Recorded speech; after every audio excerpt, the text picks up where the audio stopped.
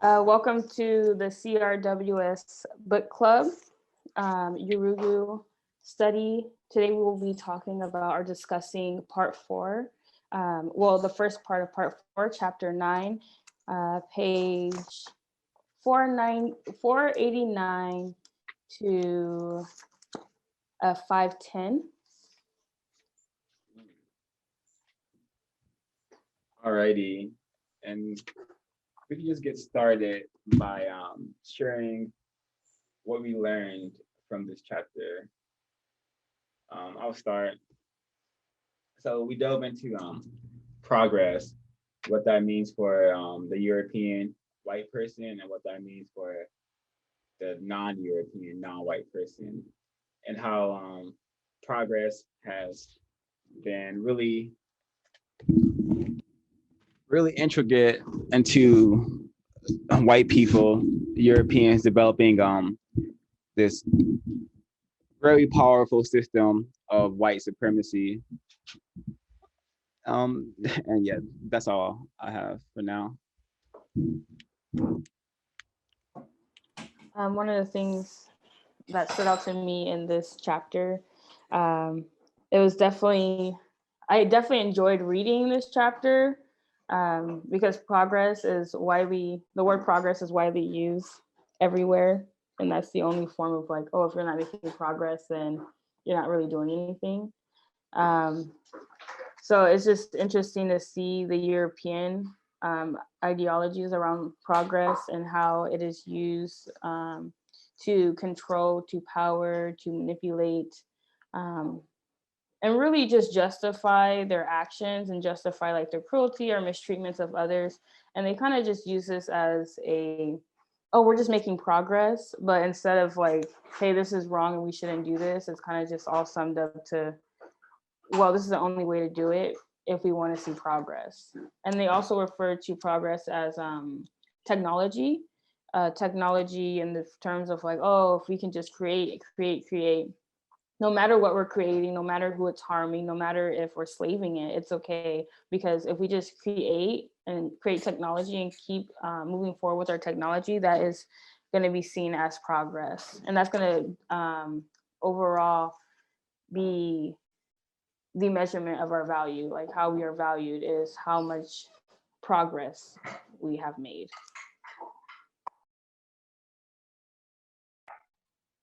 Yes, for me, progress is, as the chapter says, progress is an ideology.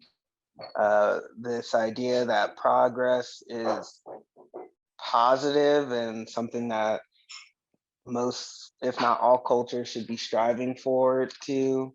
If you're not striving for progress, then what are you striving for?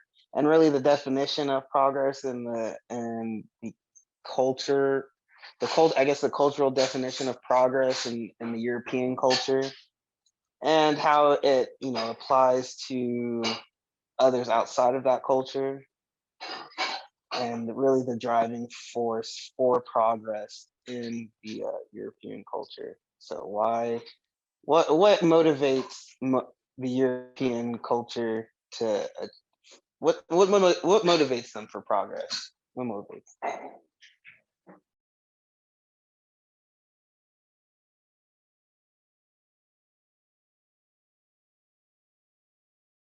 Yeah, so we were introduced to progress being a tool used by the European to justify whatever needs to be done in their conquest for land, resources, power, and control is what we should understand progress as a tool.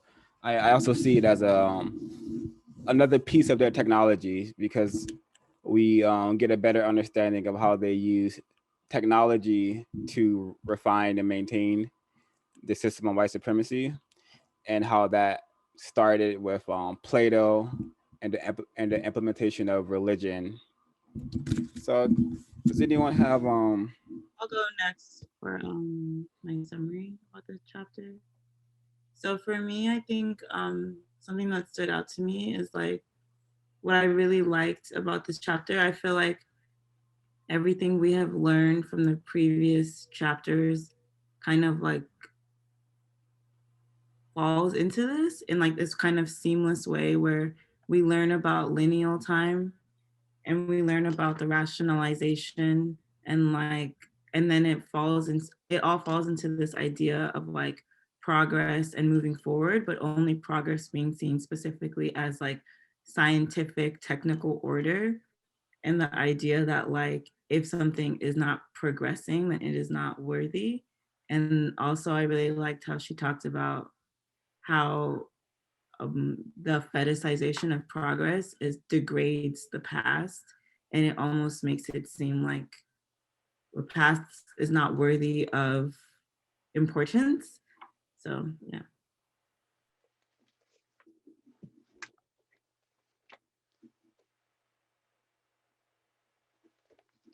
Okay, so we could get right into it. I'd like to share from the 490, the section, the anatomy of progress, which reads, to Europeans, the universe represents actual physical space into which they can impose themselves. Their movement in this respect is never from place to place. They are no longer nomads. It is not displacement, but extension. They expand and extend their possessions, never relinquishing territory they have claimed. They never migrate, but always conquer and consume.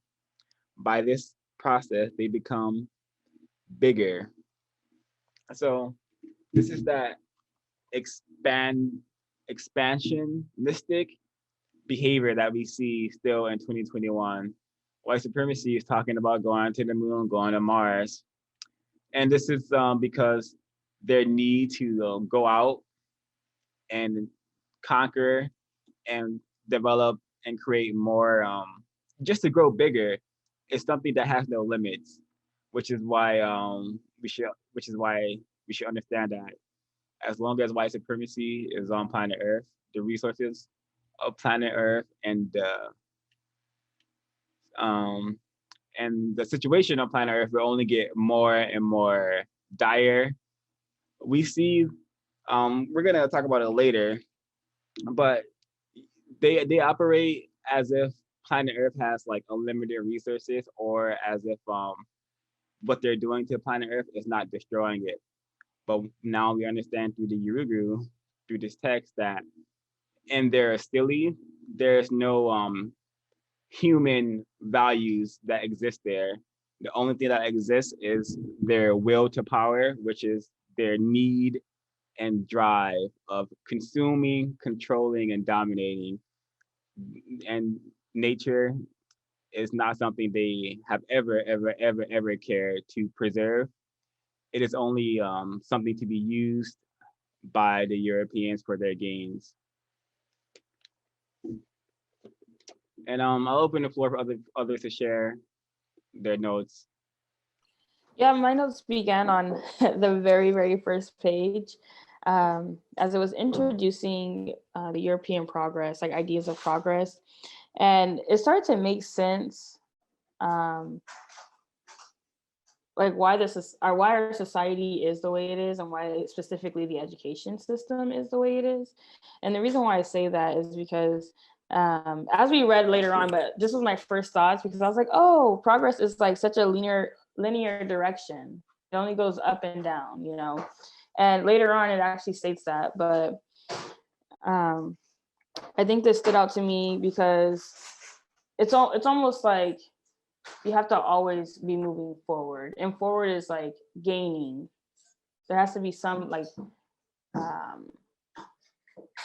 something that you can see. You know, it can't be like, oh, it's some internal growth. If you don't say it out loud or show someone, it's like the growth didn't happen. Like no one is like congratulating you on like internal growth, or congratulating you on like, oh, I just won my first blah blah blah, just got this, oh, just created this, you know. And that was like your way of like your value. But as we mentioned earlier in this book, there's not really, in the European culture, there's not much emphasis on like the person itself, like people itself. It's more emphasis on like like behavior, like action and behavior, than it is on like internal growth. Like no one cares if you go see like therapy. Like they don't care about your internal growth or if you're being loved or whatever. We only care about what you're producing or your progress you're making for the benefit of the European culture. Exactly. Yeah, I totally agree. And I feel like it also seeps into, like, I think Kwaku was talking earlier just about like the school system in general.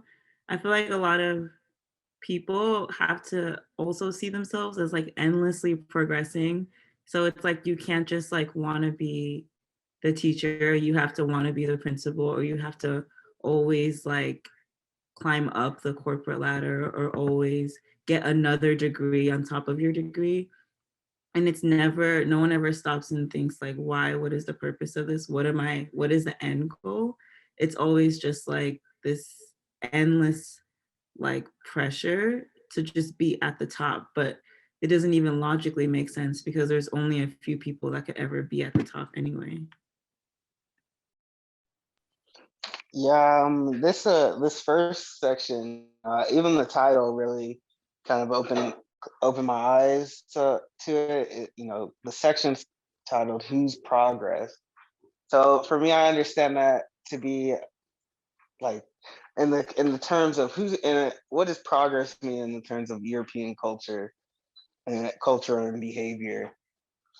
It's she mentions in the book kind of how like it's hard to speak about progress because of how entrenched it is in our thoughts and our beliefs. But by that means we've all been kind of duped into believing in progress and therefore, you know, kind of accepting racism and white supremacy, because progress can only be achieved, you know, this kind of progress that they speak about can only be achieved through, you know, exploiting other people, exploiting nature, not really having any morals, as is mentioned, you know, later on in this chapter.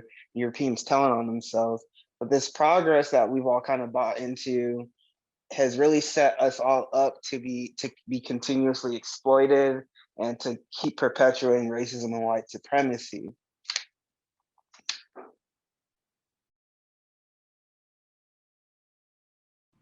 Well said, everyone. I really think this part right here will really give a lot of insight into why just why is there nothing constructive for the most part on planet Earth?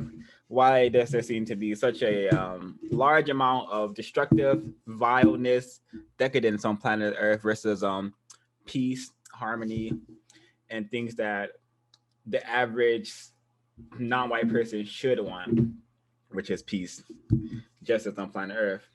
And this is from 492, where it states, in fact, its viability contradicts the possibility of such a state. Its mood is such closer to survival of the fittest aura. It is concerned with the evolving, not with the end product.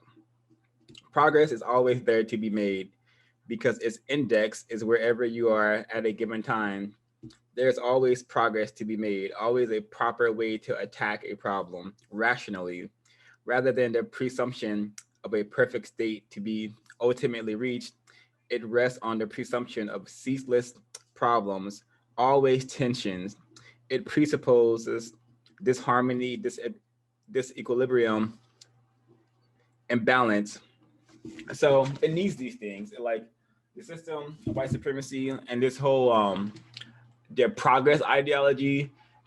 It needs not only does it need tension and problems to solve, it doesn't go about solving the problems in a constructive manner like the code says, by, you know, solve problems without creating more.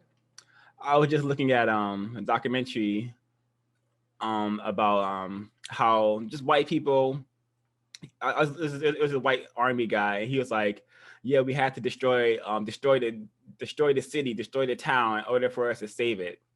And I'm like, oh, this is just that Yurugu. Creating problems, no, creating so-called, calling things so-called solutions, like liberating a area of the world while leaving that area of the world with no power, no food, and many of its civilians maimed and killed. That's progress in the Europeans' ideology because they're able to get the resources out of that land. So that's progress for them. But progress for non-whites is succumbing and being brutalized by their progress. If that's making isn't making any sense to folks.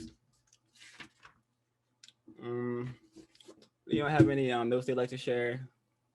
Yeah, that made sense to me. The one part in, I think you may have read it, but it was the a little sentence ahead that I had highlighted because I had that section highlighted, but it said it is concerned with evolving, not with the end product. So the idea that progress is never ending, that we have to continuously keep progressing, but there is no end product, there is no goal. The goal is just to keep progressing. So when you become concerned with only evolving and not with the end product, it's almost as if you have no care for the future, or you're not concerned with what the actions that you're taking now, the implications that they will have later on. And I think for this section too, just that sentence over on the next page on 493, when she talks about Jesus, and she says that what Joe Koval is saying, that about the Christ image, she says this is one of the cultural behavioral functions of the Christ image and its European interpretation in relation to a deity conceived as pure spirit. He is the human who is not human, the more than human being who only incidentally and very briefly took human form. This image calls for the emulation of that which is superhuman and therefore unrealizable by humans. So there's a European deity that is human, but at the same time not human, that can never be actually realized, but you are forever to try and achieve. So how do you measure your progress in that sense? So if the end goal for I don't know if this is their end goal, but Jesus is your end goal, how do you measure your progress up to that? So I've put here, is it, do you kill till you become Jesus? Because you say you practice his teachings and his followings, and I think we're all very familiar that Jesus was very much against killing and mistreating people. But for the European, that is all that they know and do.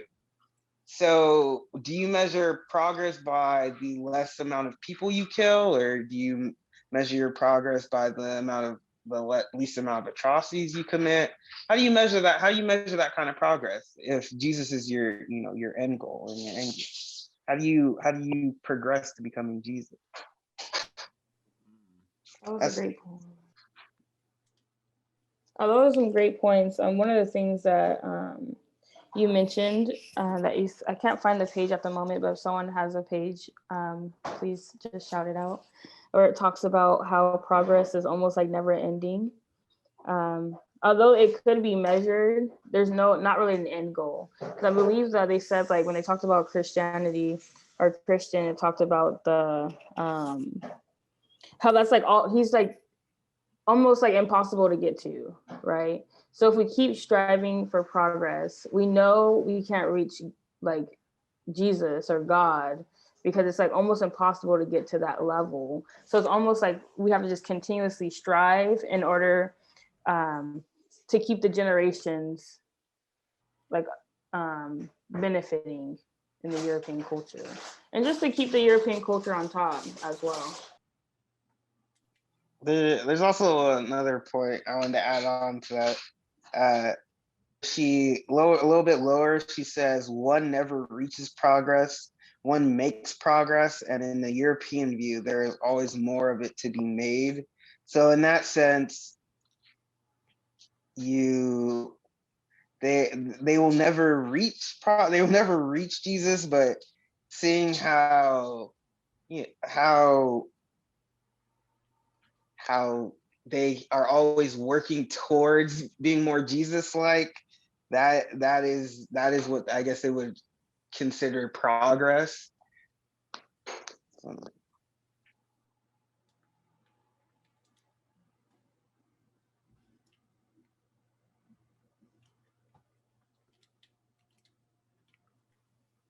then again, I don't ever know where that ends, is if you can ever attain being Jesus. So how do you measure that?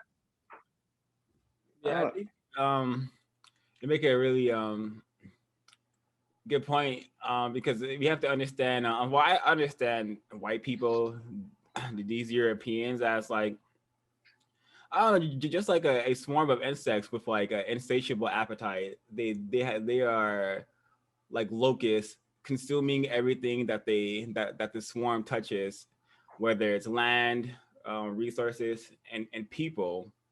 And this is what we're dealing with. They have no intentions on stopping. They don't know how to stop. This is their nature, to want to expand forever, which is why they love the aspect of space. They love that space is is so-called infinite, because they're able to project themselves, project their progress infinitely, no matter the cost, and the cost is always at the expense of non-white people.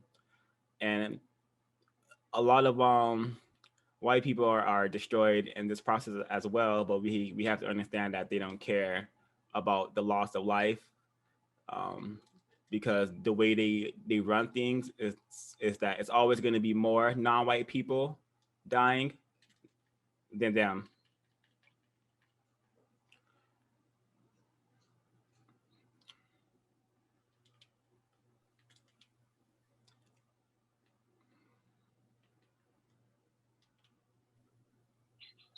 Then there's also the where she talks about progress, and and how it makes Europeans feel superior to other um, to other cultures.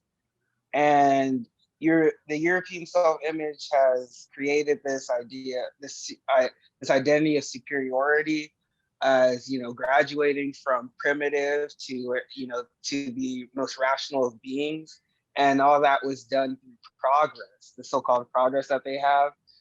So therefore, if the other cultures are inferior because they have yet to progress to this rational man that the European identity has created, and yeah, and how that has also created the cultural other, how that has gone into establishing the inferiority of the cultural other in European culture and behavior.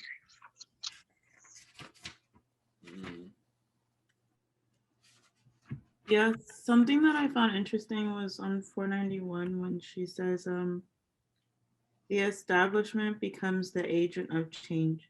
The more it changes, the more it stays the same. In fact, it changes in order to remain the same. And I really like that, because I feel like how we exist, it's always, things are changing to maintain the order of this society, to maintain white supremacy. And I think it reminded me of like self-driving cars. I feel like self-driving cars is like an innovation within something that is not really like innovative. It's like, instead of just having public transportation for everyone to be able to like easily traverse the like world or something, you have to make these cars that are driving themselves for what, like what is the reason?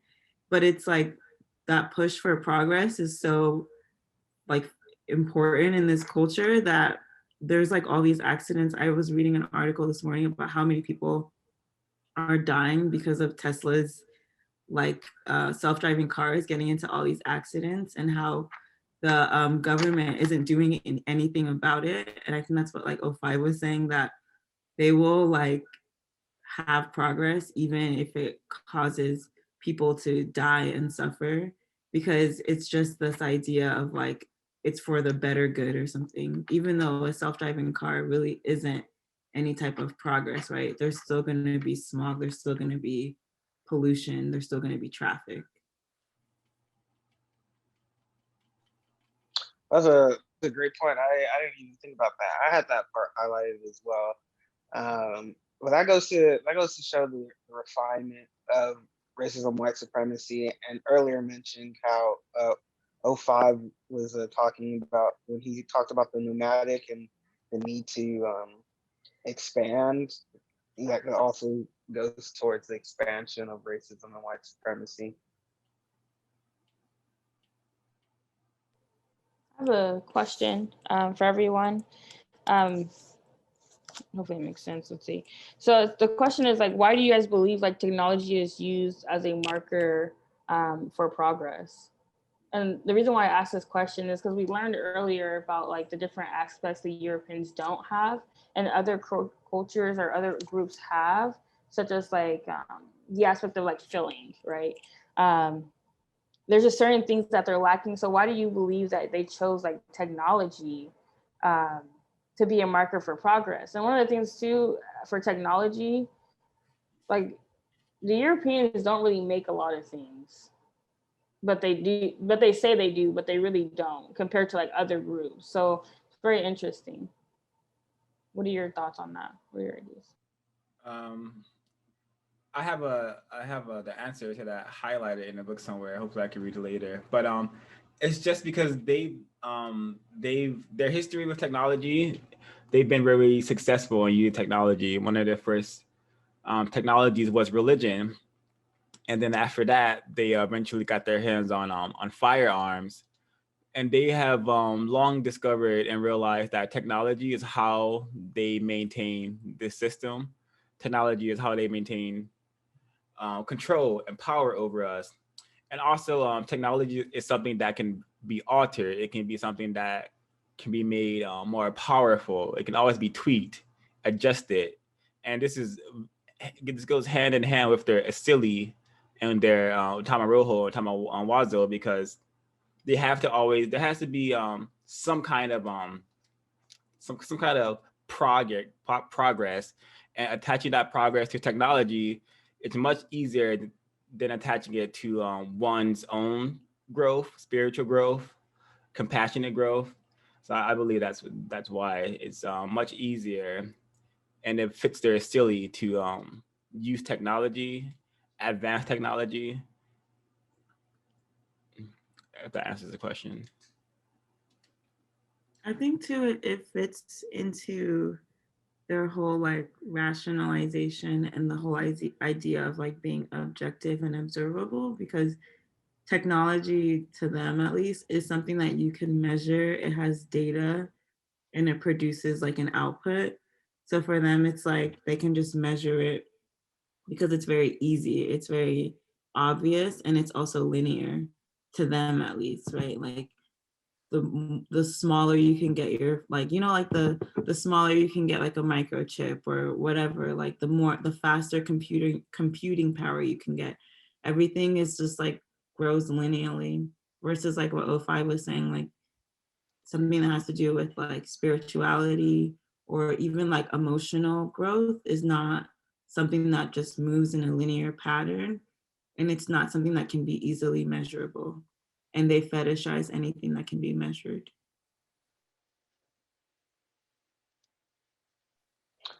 The only thing I would add is I I feel that technology is one of the ways that they're able to truly act out their behaviors, and where their, I guess, their Sealy shows most. I don't know if I use that term correctly, but they're able to, through the means of technology, they're able to, like Ash said, objectify.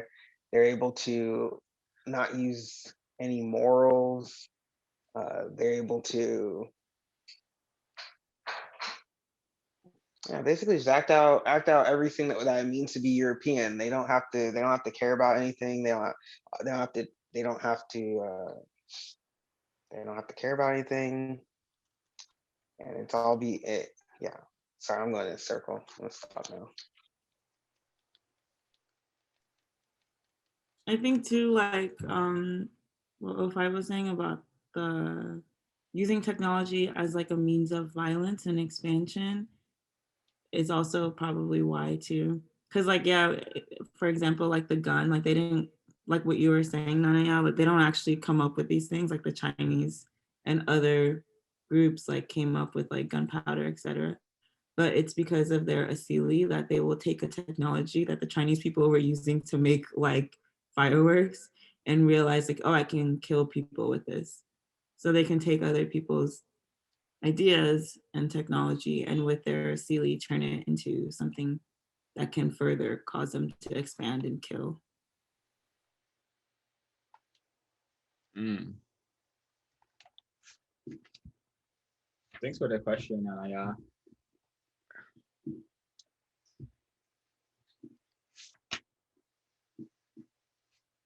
So this comes. Oh, go for it. One other thing that stood out, thank you everyone for answering, that stood out to me was the idea of unprogressive cultures and how unprogressive cultures help, like basically help progressive culture, the European progressive culture, look good. And it's just one of those things that I'm trying to find the page where it talked about it. I believe it was 494 talked about the unprogressive cultures. And it's interesting that this is here because it's almost like everyone in like European society, like whether you're white, non-white, is striving to progress, but you're not progressing in your culture, you're progressing like the European culture. So it's almost like it's non-existent to progress in a culture outside the European culture if you live with, or if you're like basically in a race white supremacy system, which is global. So it makes me think like, how do you even, how do you even work towards your own culture and not almost perpetuate or like benefit the progressive culture, the European culture?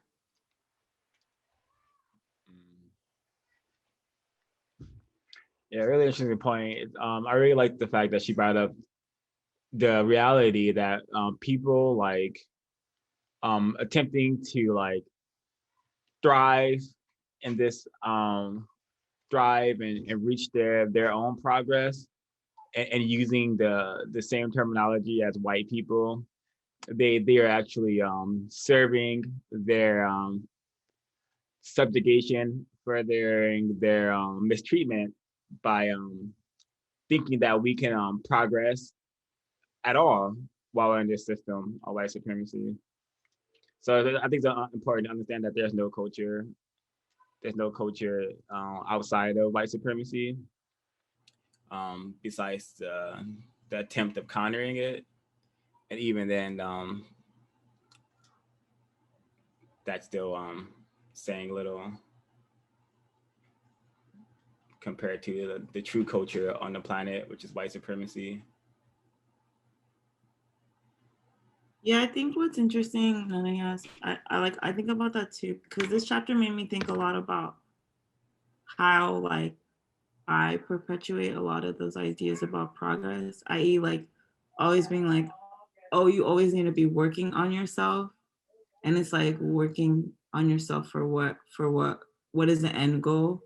Or thinking about like you always have to be progressing. You always have to be working to better yourself in some way.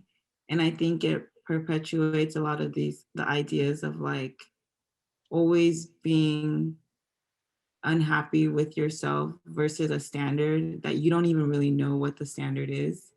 So I thought that was interesting in that maybe I shouldn't always be thinking about, I should always be working on myself. Cause I feel like even saying that is like, yeah, it's perpetuating this idea of like constantly being unhappy with the state you are in right now. That's not to say like you shouldn't be trying to strive for better, but it's to say like, what is the actual like end goal? That's funny because I was actually thinking about that too as I was reading this. I think one of the things too that stands out the most is not having the words to describe. Not since we live in a racist and white supremacy like culture society, we don't have the words to put or words to say when we want to quote unquote like better ourselves or strive for success or strive for whatever or do this and do that. It's kind of just like you're automatically put into that bubble of like European progression. So I think like one of the things to think about is like what words can be used to almost like say it, like part of me thinks, because when I think of like knowledge, as we mentioned prior, is like knowledge is like learning about racism and white supremacy and continuously learning. So every time I pick up a book, it's almost like I'm gaining new new knowledge. Excuse me. So it's almost like I'm adding. But it doesn't have to be it doesn't have to be a linear cycle up and down method of like progression, because that's obviously the European method. So I almost want to think back, like what is like African way back before white supremacy, like what did they, like how did they exist, And I know there was like, I don't want to use the word progression, but there was like progress being made. They built, like as we read in Black civilization, they built things for the next generation. They continuously were doing things, So it's like, what did they call that? Like, what is that? It could be called existing. It could be called a lot of things, but progress, again, is a very European ideology. So I wouldn't call it that. I would kind of have to disagree. I mean, I think that it's just the way that progress is defined in European culture that makes it so negative for other cultures. Because I would describe that as progress, but you can progress without necessarily I guess moving towards a goal. But then that inherently implies that like whatever existence was before is somewhat lesser, right? If you're like someone who learns a new technology within a civilization that makes, I don't know, like that makes you do something quicker, that's fine, but there's also probably an ecological footprint, right? So that's not necessarily progress, it's just a change. Like I would say it's more like a synthesis where it's like something different is being created, because I think the idea of progress is inherently European, because you can't assume that you're gonna always change in the forward, because if we exist as a universe, your new technology is probably affecting something else negatively, right? That's like how the ecology works.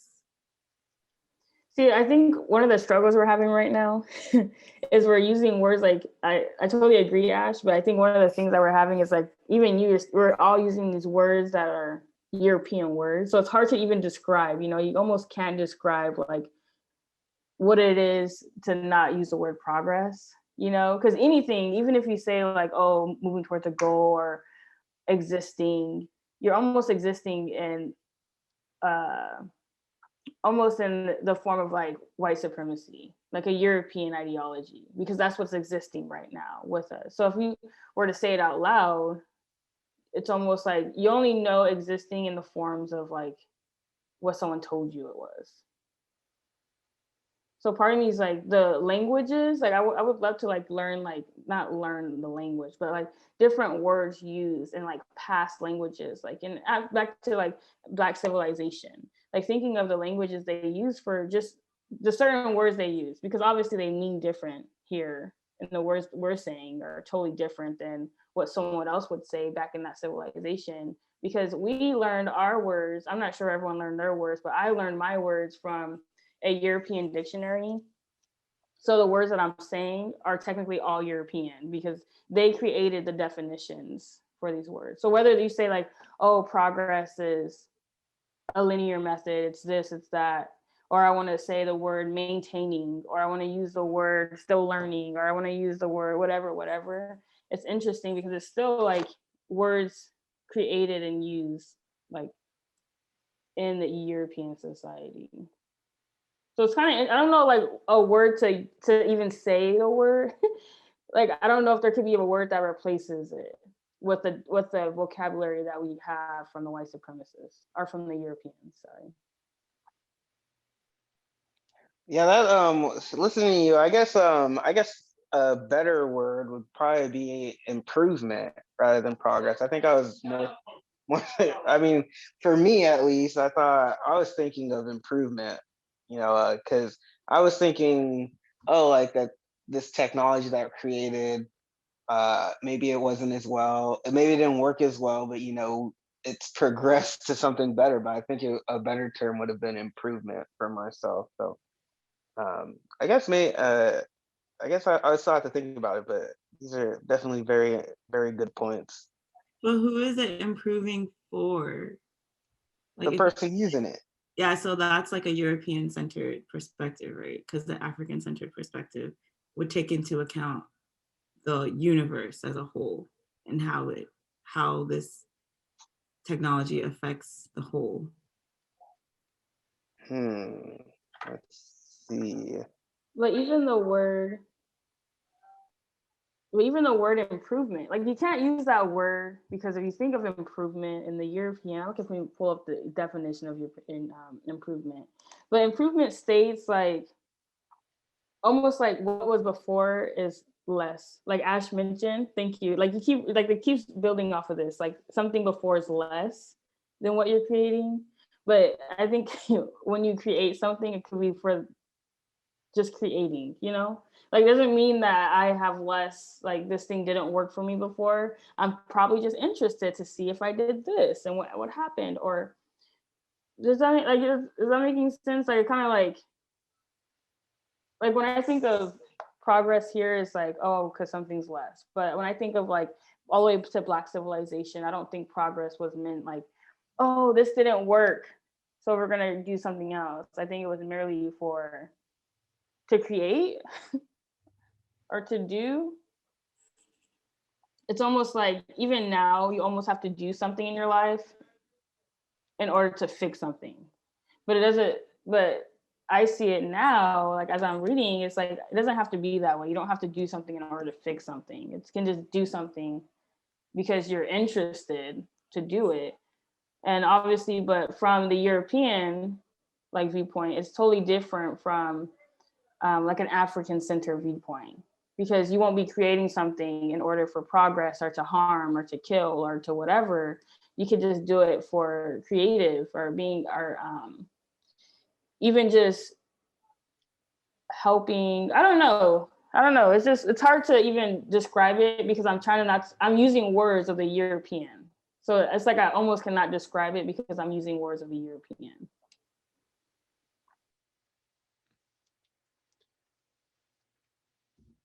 Yeah, and that's the situation we've been born into.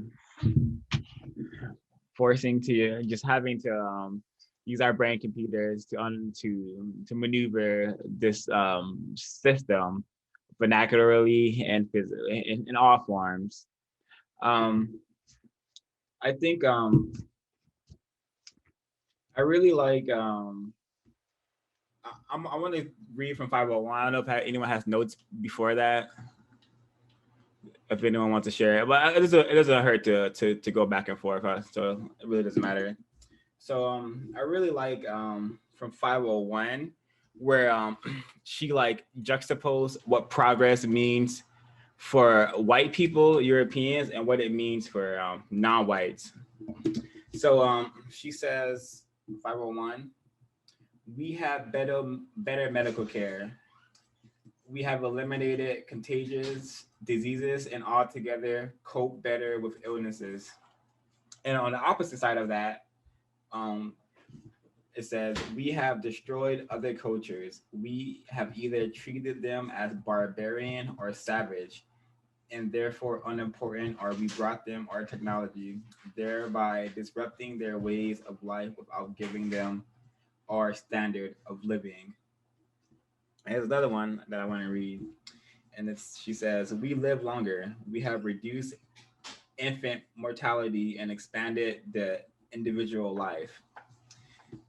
And then what this means for non-white people, we have depleted natural resources. We have heedlessly exploited the resources of the entire world as if they were infinite or easily replenishable. So these are just like things you will hear white people say, yeah, we got better healthcare, we've improved so and so, but at the cost of what? Always at the cost of non-white people. So there's no progress is I see it as like an imaginary tool that white people use to continue refining and maintaining white supremacy. It's not something that any one of us is going to be able to like pinpoint as, oh, that's progress. Yeah, we're making progress. It's not. That's not how the system is designed, I believe. So the progress is always at the cost of non-white people and their land, resources, spirit, mind, body, and soul. I agree completely. That was a very informative, eye-opening, insightful chart, because it really exposes this idea of progress. She said it. She said a little bit before that. She said progress has been a cover-up for Western man's follies in manipulating the external world. So while the Europeans, the white supremacists, are saying we have better medical care, what does it mean for the rest of the world? We've destroyed other cultures. We live longer for the white supremacists. What does it mean for the rest of the world? We've depleted all natural resources.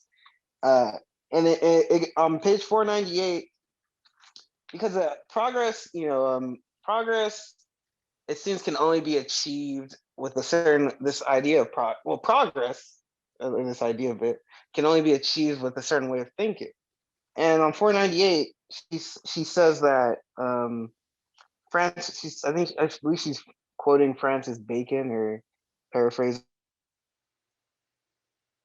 pursuit of scientific knowledge as being somehow beyond moral judgment. This is an ideological act. Science became morally self-justifying indeed, morality itself. The ideology of progress makes this possible. The mad scientist of the European nightmare fantasy is simply acting out zealous loyalty to the Baconian Western creed.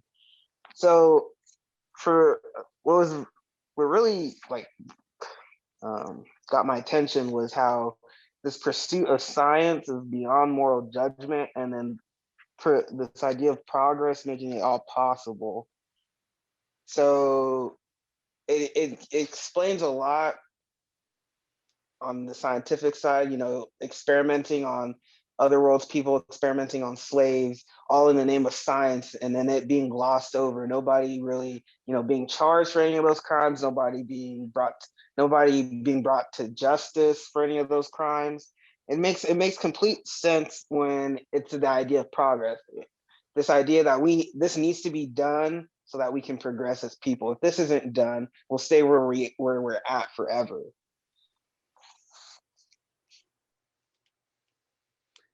Yeah, and also I think it's really sick because they have associated progress with morality as well. So going back to the medical field, they're able to like experiment on Black people, use Black people as guinea pigs, and not only see it as progress, but see it as some just good behavior that we are bringing into the world new medical procedures at the cost of brutalizing Black people, non-white people again. So it's just just really, really what we are dealing with is really, really interesting and also really, really vile. It just makes me think of all those German Nazi scientists who were like experimenting on people, raping children, and calling it studies. It just makes all these actions very much understandable, because if they're calling it if they're so-called using it to progress their knowledge in any field, then it's okay, and they're silly. It's okay for it to happen, which is why it does happen so frequently, and why it will never stop happening until their Sealy is replaced with an Asili from a different group of people, because their Sealy is not sustainable if we are to live in a place with no violence and no mistreatment in a world of justice. We cannot keep the European white Asili because it's just too destructive. Yes. Uh, I also wanted to add that this other quote is, this chapter is just full of gems. I'm sorry I'm reading off so much of it, but to give context, on 499, where she says, "By dehumanizing science, Europeans have sought to place themselves above others who are not scientific. Europeans have convinced themselves that the character of their life and culture is not a result of ideological choice, but rather one of universal human needs met by the principles of science." So there it is again, the justification that the European Asili has provided for acting out such atrocities on other groups of people, other cultures, all in the name of science and of progress.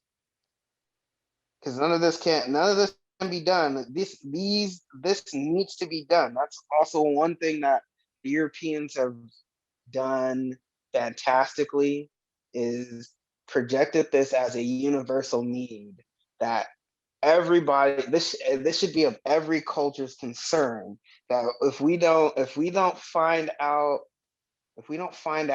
pursue this quote progress, that the whole world, we will fail, we will die out, we won't survive. So that's also something that I think needs to be brought to light, is the in the way that the Europeans have achieved this, have successfully created this idea of progress, and of this idea of progress as being a universal need of the world's people. Well said, Kweku. Yeah, and I wouldn't apologize for reading from this brilliant text ever. So I like this portion from 503, Utamawazo, Utomaroho, and progress. And she states, progress does not recur. It is triumph over the past. The need for and feeling of triumph is an essential ingredient of the progress. Oh, my bad. Is an essential ingredient of the idea of progress. In this view, life is a continuous struggle based on competition, and meaning is derived from winning. Hidden behind the so-called universalism and humanism of the concept are the exigencies of an Atamaroho that feeds on subjugation, surpassing, conquering, winning. Progress means we are winning. We have triumphed over. The enemy is vaguely felt, not conceived to be everything else out there, not only nature, but other people, other ways, ideas, forces, beings. The enemy against which the European competes is everything he or she is not. the idea involves continual movement because the enemy is never totally subdued. She seeks to close the gap, and we must stay ahead of her. Progress is staying ahead. It is defeating the present. So, yeah, it's literally everything that does not support the system of white supremacy is a threat to European progress, which is why they seek to destroy everything that is not here to refine or maintain the system. And I think this is a really important aspect of the text, because we all understand that we live in a very, very sick society where everyone seems to be competing with one another, and because and some extent we kind of have to, because that's how racist men and racist women have devised the world we live in. And the world has always been called like the game. You have to play a game. You have to play the game to survive. And understanding how progress is all about winning or losing, you can understand what kind of game we are in, I believe. Yeah, I had that part highlighted. One part that I think the most important part for me was the enemy against which the European competes is everything he or she is not. The idea involves continual movement because the enemy is never totally subdued. It has me thinking of, like colonialism and how these European countries go there, try to give them the European culture, but then when those people kind of adapt to it, start to adopt it, how they are still not allowed to be a part of the culture, how they're still ridiculed, how they're still seen as less than, inferior. And this kind of sentence really like justifies it, or it makes sense, because for the European, they never want that gap to close. They always have to be superior to those other peoples. So in order for that to happen, they will refine racism and white supremacy. The whole world, you look around the whole world, all these other people, and now everybody's wearing suits. Now everybody has a suit and tie on. I think that's traditional European clothing, if you ask me, Western clothing. But yet these people are still not allowed. These people are not allowed to be a part of the culture. They're not accepted in the culture. And it's because they are forever the enemies of the European. They are the enemies of progress. Because if they catch up and they close that gap, then that means for the European that they have failed to progress any further. They've stopped moving forward. Oh, that's a really great point. I didn't even think of it that way. But then it kind of ties into like the race thing, how they've put us into a race, so-called a race. And before I want to read the part where she mentions it, but does anyone have anything to share before I read this part? We wanted to respond to what Quickie said. Okay, so I'm trying to find a part where she mentions race. Well, anywho, I'm sure we all read it, where she talks about how the Europeans have devised calling us a race of people, and that reality has automatically put us in a losing position, because we're not in a position to function as a race to protect ourselves and our well-beings. So dealing with interacting with the Europeans, I believe it's since their our first contact with them has been an immediate loss, of everything that we could have used to escape the system, produce justice, has all been consumed by the system of white supremacy.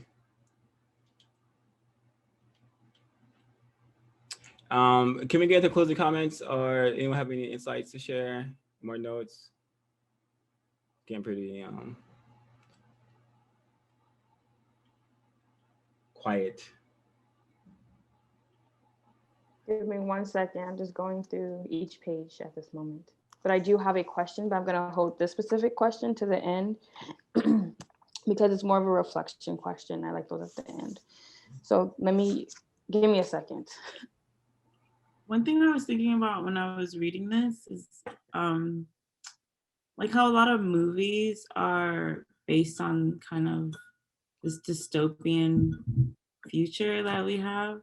And I was wondering if that was like the kind of like manifestation of like a lot of Europeans' fear of their obsession with progress. I was wondering what your guys' thoughts were.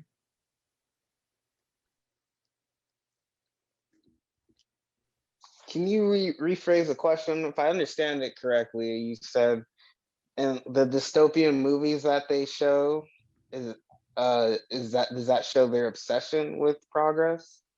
Does it show like some sort of like, is that like based on some sort of like subconscious fear of their obsession with progress? Like some sort of subconscious awareness that, because I feel like so many of the movies we watch are about how technology ends up being like the downfall of society, or society runs out of natural resources and they have to move to another planet and stuff like that. So I'm wondering, like, do you think that stems from them having a realization that progress is like, has a lot of negative attributes to it? Do you think it's just them preparing us for the future? I think it's both. I think they like to paint pictures of what may happen if they lose power. What would happen if they destroy the planet to the extent where they have to leave? So I just think it's both. It comes from their fear. Some of it could be an authentic fear. What would really happen if the Negroes, non-whites, use this technology to produce justice, or to attempt to produce justice seriously? I think it stems from a lot of white anxieties, perhaps. Like, I think of the movie Elysium, where it's literally like the rich white people are on a different planet, and all the poor people are still working for mega corporations on Earth, and everybody is scrabbling to get on these ships that go to the planet where there's no poverty, and all the ships that are trying to get there are always shot down or something. Kind of reminds me of non-white people trying to migrate to white countries on boats, and then boats being turned around or are capsizing. So something to think about. Yeah, I don't know if I would call it, I don't if it's a subconscious fear. I feel that they're almost totally aware of it, and they're just, like you said, preparing us for it. Maybe they're joking around, like, oh, imagine if all the resources ran out on the planet. What would that look like? But I think they're completely aware that the world has finite resources, that if they use all the resources, that this is probably what's going to end up happening to the world. But maybe they're just letting us know that, hey, when that happens, we're going to be out of here on the moon. We'll leave this imploding world to the non-whites. Makes me want to. I want to read this other quote on 502, where she says, "European progress has been made at the expense of the quality of human existence." I mean, the quality of the human existence now is so poor, and in these dystopian fictional societies, I think it's just the total annihilation of human existence, or the total annihilation of the quality of human existence, which would be no human existence at all. I see like thinking of movies, there's like a mixture of like the whole like downfall within technology, and it's almost like I kind of trying to think of the movie specific right now, where they always show like when it's technology, they go all out first of all, and they always show like the society's like floating. It has like floating cars. It's doing some sort of like that you can tell there's a lot of technology advancement within the society that they have created. And part of me thinks like they almost want the society to go in that direction because they want, like as we mentioned before, like Kwaku just mentioned, to like almost control non-white people, but also not giving them the option to like speak for themselves, behave for themselves. Like we say like white supremacy is controlling, which they do now, but with technology, it's almost like the way they refine it. So if they can get robots, for instance, to do the jobs of non-white people, it will just justify the reason why they don't need non-white people. Or if they can get a car to move by itself and a machine can build that car, we don't again need non-white people in their thoughts because we can just continue to expand on here. So it's almost like this idea of like, if we continue to build this technology society, however we decide to build it, whether we decide we want floating buildings, we want to turn the buildings upside down and people are walking with gravity, whatever we decide to do, our goal obviously is to just make sure that non-white people aren't like included within society. And even in those movies too, when I see there's a lot of technology, if you notice, the non-white people are just the ones like beggars, homeless. You know, it really sees that they're like always off to another city, and it's like off to the side and like some, I want to say like dirt places, but not to be like disrespectful, but like dirt places. And then when you go into like such technology, it's like working class, white people, all of these things. So it's almost like the same society they have here. They just like wishful thinking with the movies. There's so many things. Too, they also have like the non-white person who's like the operator of the technology and like good at the mechanics, but never really understands the like intellectual side of the technology. So maybe they can like figure out how the machine works, but they don't actually know like how to code it or something, which I think it also feeds into like their idea about like having white superiority too. Yeah. But I think oh, sorry, go ahead. Oh no, I just want to add really quickly to that statement you made, and also and how to use it. Like normally the non-white person who made it doesn't know how to use it the way the white supremacists want them to use it, or the European wants them to use it, because they're not thinking at that level. I just want to add that, because sometimes in those movies they have the robots killing people. So yeah. Yeah, I agree. I think too, like a lot of those movies maybe make you think that like this horrible dystopian existence is like somewhere in the future, and then it makes maybe people think like, oh, if we just do these minor changes we can fix it, without realizing that like right now they're existing in a kind of dystopia, or they're existing in like with climate change and all this stuff, like we're kind of existing close to what may be like the end of like human existence on Earth, unless we end white supremacy. I think it's almost a way to distract people from like how bad their existence is now. Very, oh god, very, very interesting point. It being a distraction, almost like, you know, the fiction, a part of it, right?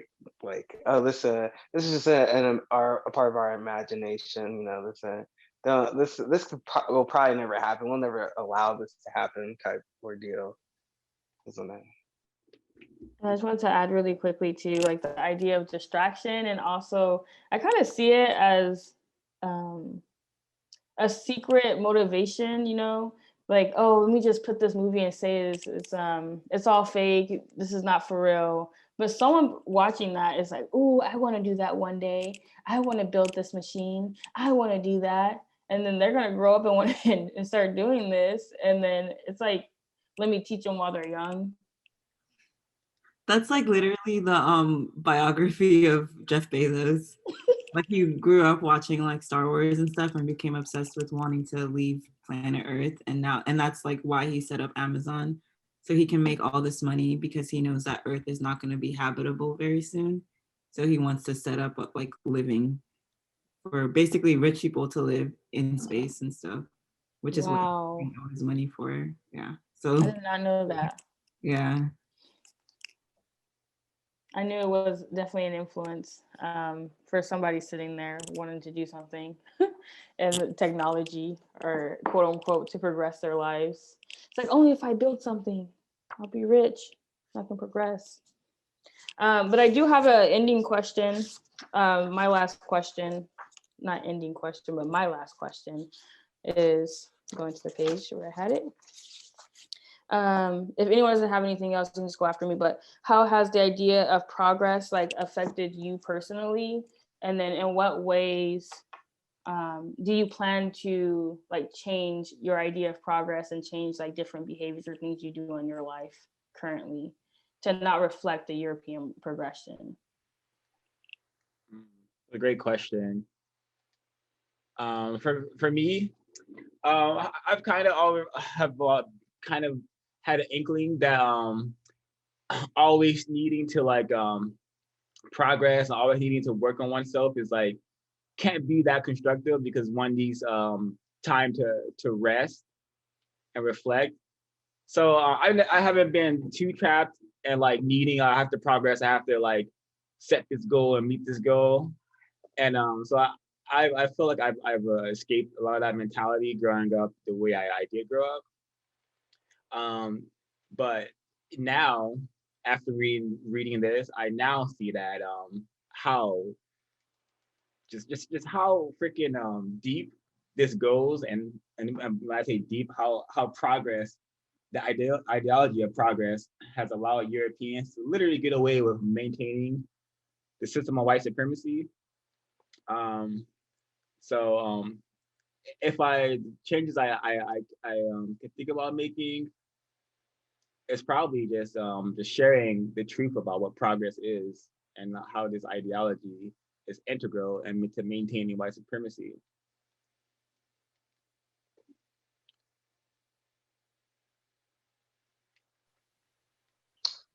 For me, I guess being more comfortable, being more content with who I am and my being. Oftentimes, I feel that in the past I've tried to be content, but maybe for external influences, internal influences, I felt that I need to be progressing, or I need to always have some kind of goals. It's something that my parents ask me, "Oh, what are your goals? What are your goals coming up for this year?" Just and I find those questions to be very irritating, but maybe for the wrong reasons. And they always mad that, "Hey, why are you asking that question? I don't have anything going on." But hey, maybe it's okay, not to be always have something going on. Maybe to be content. Maybe just to take life slowly, to enjoy the little things in life, not always feeling like you need to be progressing towards becoming richer, progressing to having more money, having more material possessions. If you're finding happiness and being not happiness, sorry, I'm getting uncodified here, uh, but just being just working towards, I guess, producing justice for first and foremost, but then appreciating the life that the creator has given me.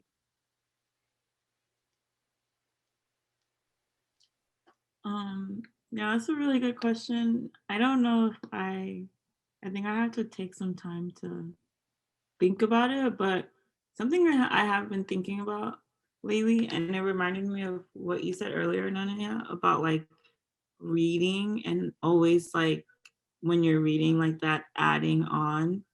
And I think I don't think I'm trying to think about it as like progressing anymore or even like adding. I really like the word synthesis. Like I think it's like the creation of something. And I like it because it's not necessarily a positive or negative thing. It's just something forming. And so I try to think about things more in that way. Like everything I take or do, I'm like using it to synthesize or to create something within me. And whatever I produce from that is like because I'm learning more. So I try to think, I don't know if that makes sense, but I try to think about it like that way. So it's not necessarily that I'm going backwards or forwards. It's just that I'm creating something that wasn't necessarily there before. I think the whole like progress thing, it's like, I'm glad I'm not in a corporate environment right now because it's really, really hard to get out of that language when you're like around that type of environment, when you're constantly hearing people talking about, oh, like you have to like always brush up on these skills and these skills and do this and do that. And you're like, I thought I got the job. Like, why do I have to do all this extra stuff too? But I think, so I think it helps not to be in that world. Hopefully I don't have to be in that world for a while. The other thing I would say is just like being mindful of how I speak. And I think what's really good about Yurugu is she really critiques a lot of the Enlightenment. And I think the Enlightenment is like where we get the basis for like how we exist in this European culture. And so being able to be like, oh, well, no, actually, like if someone brings up something like, well, you always want, like, we should always be progressing, or, you know, like, it's good that we have this new technology, and being able to bring it back and be like, well, what is the purpose of this technology? What is the end goal? And think I really like that question that she poses. Like there's the progress is always abstract, like the end goal is always abstract. So holding people's feet to the fire and being like, what is the end goal for all of this? I think is really good. Yeah. Lovely. I have so many thoughts on this actually. But just to start off, one of the things too that I was thinking about when I was reading this chapter was really redefining progress in my own way, you know, like as Ash defined her progress differently, but I don't want to use the word progress, you know, creating synthesis, you know, understand me. Not like redefining this, I guess, action that's happening or behavior that's happening or whatever this thing that they have defined it. Because ultimately, whether it's your synthesis or you're creating or you're kind of just existing, I think it's important that we create our own, you know, our own definition, because obviously I can't even explain anything I'm talking about with the European words. So it's like hard. So that's like where I'm starting, is like redefining it in my own head and only applying it obviously to myself, but also thinking about like being honest with what I want, you know, because there's things I like and I realize nobody else likes it, you know, which is fine, you know, it's totally fine. So it's an independent walk. So I think it's one of those things, it's like being okay with liking the things I like, because some people want to say like, why do you like reading that or studying that, or like some of the European actions or what European create, I kind of like, not like it, not like it, but it's almost like I like adding. So like, for example, I use the thing reading. I like to read to almost increase my knowledge, or just to know, right? Not increase, not add, just to know things. So it's just like seeing that in every aspect of my life. And I do like, if I'm on YouTube, I like to learn new things, learn how to do this, learn how to do that.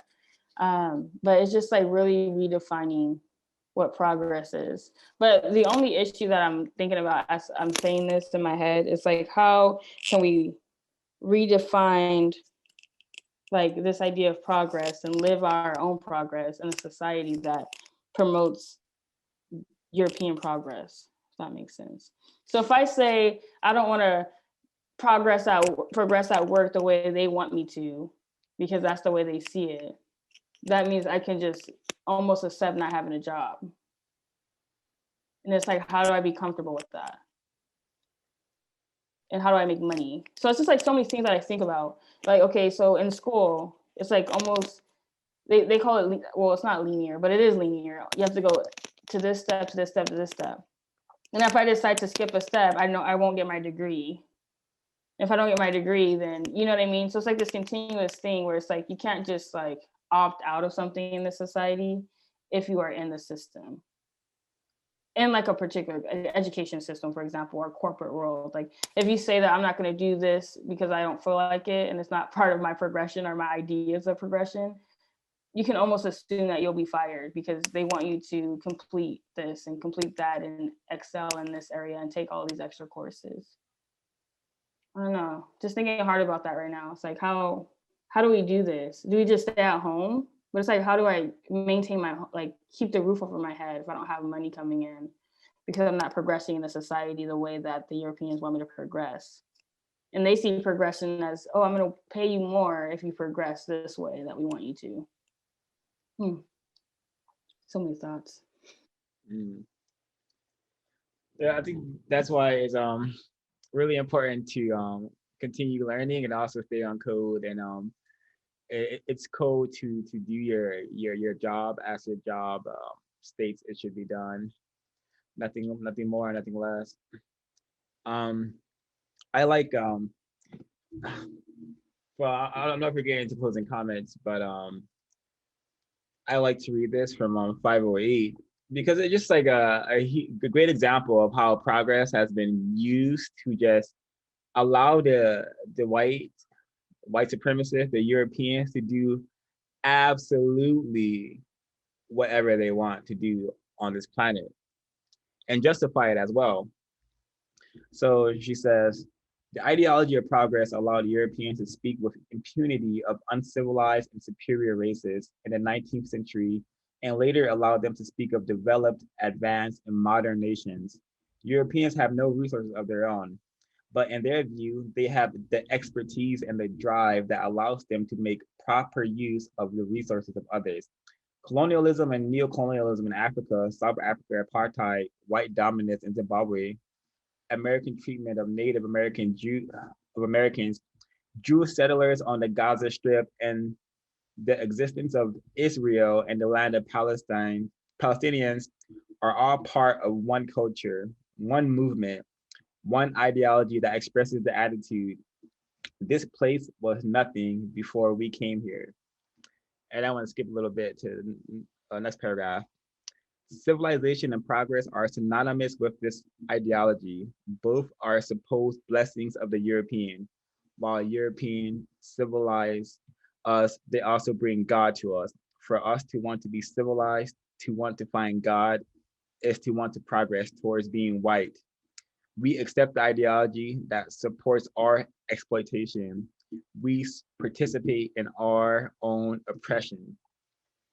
So progress, civilization, two things not for us, only intended to subjugate and dominate us. So I really, really appreciate that part. Just really paints the true picture of what's happening on planet Earth. And true picture. Yeah, that was the thank you for reading that. Goes back to this debate I was watching way back when I think it was in 1950s, in the 50s, sometimes in the 50s, and these white South Africans were talking about prejudice. The debates were based on prejudice, but South Africans were there, a few other countries, but I think it was Nigeria, Ghana, and Ethiopia. So they were basically, asking the South African about his prejudices and what they were doing there. And they were basically just saying, that there was nobody here. We came here and we civilize these people without, if we weren't doing anything, they wouldn't be doing anything for themselves. And so that just reaffirmed that idea for that. I think it also goes like also to imposing their ideas of progress on another people or another person, and that just what you see as progress doesn't always apply to the next person or the other culture. It goes to their idea of their gods, just because they say they're bringing them God, but who said it? But they're not saying that they're bringing them like their God, right? The European God. They're not bringing the God that I worship. I'm bringing you the God. That's I suppose I assume that those are the words that they use. So I think it goes. It kind of is like a lesson of not projecting or putting your ideas of progress onto another person or another culture. Exactly. And also understanding that if people come into your village, your block, your land, talking about progress, be very wary.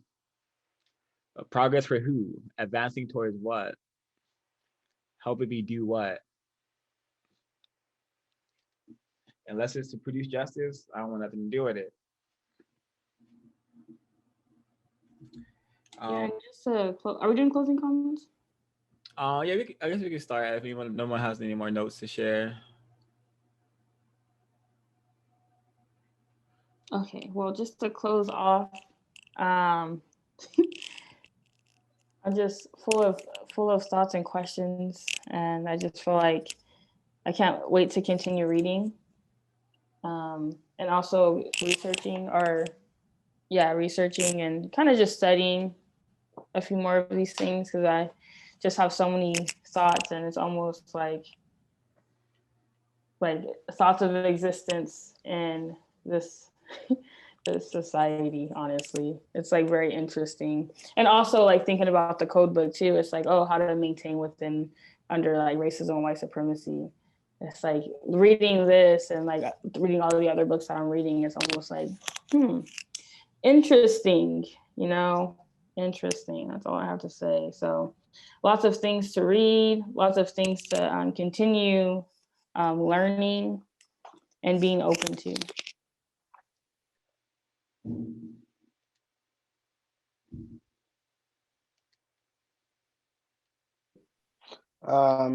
My closing comment, very good chapter. Progress is an ideology, and I understand what progress means, the purpose that it serves, and how it reinforces and perpetuates racism and white supremacy. I thank you all. Look forward to continuing the book and the discussion. Thank you. Thank you, Dana, for your closing comments. For mine, I'm just gonna read another portion from my closing comments from 509. And it says, the ideology of progress is born out of the European Otama that seeks and thrives on the power relationship. It provides a definition of superior and inferior beings that the Otama demands. We have also seen that conceptualization of this ideology assumes the cognitive structures of the European Otama Wazo. It is abstract, absolutist, oppositional, and lineal. It is based on the alienation, devaluation, and control of nature. It presupposes the objectification, despiritualization, and materialization of reality. It is a secularized statement of the Christian mythology of saving the world. It thereby is used to justify contemporary American imperialism. Finally, the ideology of progress imparts respectability to European xenophobia and aggression. So not only has progress been used to dominate, subjugate the entire planet, but also they also use it to it's a double-edged sword that works for Europeans. It's their it's such a powerful tool. And before reading this chapter, I had no idea how it's just like how powerful it was. It's just like religion. It's a really, really insidious piece of technology that white people have in their tool set, in their toolbox. And I am very thankful for Dr. Marimba Ani for just letting us know what we're dealing with. And that's it for my closing comment. For my closing comments, I would say that yeah, I really appreciated this chapter. I learned a lot, and I forgot what I was gonna say, but I think it's really interesting because I think a lot of people try to use the excuse that like, oh well, society is progressing slowly and slowly, but we'll get there or something, and I think that this chapter kind of shows like that we should really. I just really like this book because it helps you to interrogate everything about society that people don't even think about because it's so normalized. And so I feel like it makes me like, I don't think you're not just born a critical thinker. You have to like read books like this to learn how to be a critical thinker. And so now it helps me approach conversations with people, the media I consume, with a lot more of a critical eye. And so, yeah, I really appreciated this chapter for that. I thank you everyone for the wonderful discussion and study.